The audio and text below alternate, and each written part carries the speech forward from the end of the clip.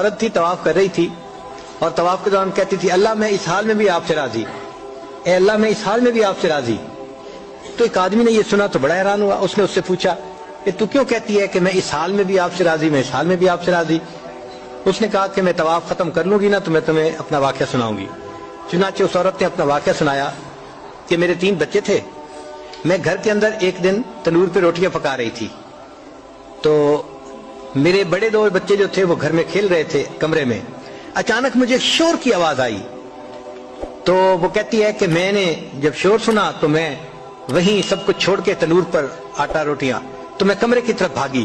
جب کمرے گئی تو میں نے ایک عجیب تماشا دیکھا کہ اس سے 1-2 دن پہلے میرے خاوند نے گھر میں بکری کو ذبح کیا تھا، اور جس چھری سے بکری کو ذبح کیا تھا وہ اس نے کمرے میں رکھی تھی۔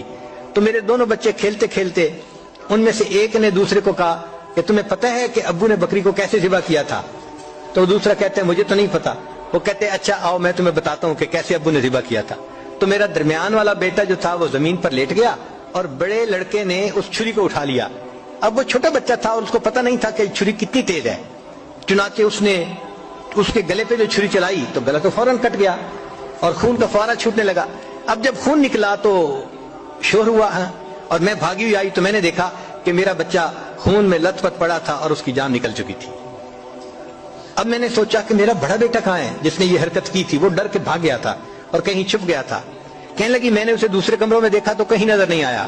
جب صحن میں آئی تو وہاں میں نے تنور کے لیے کچھ لکڑیاں رکھی ہوئی تھیں، ان لکڑیوں کے پیچھے وہ جا کے چھپا تھا۔ کہنے لگی میں نے پیچھے سے اس کو جا کے جب دیکھا تو اس نے مجھے کوئی جواب نہیں دیا۔ جب میں قریب گئی تو مجھے پتا چلا کہ اس جگہ کے اوپر ایک سانپ بیٹھا ہوا تھا۔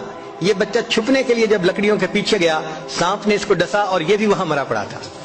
کہتے میں اس کی لاش اٹھا کے لائی، ایک بچے کو ایک چارپائی پہ لٹایا اور دوسرے بچے کو دوسرے چارپائی پہ لٹایا۔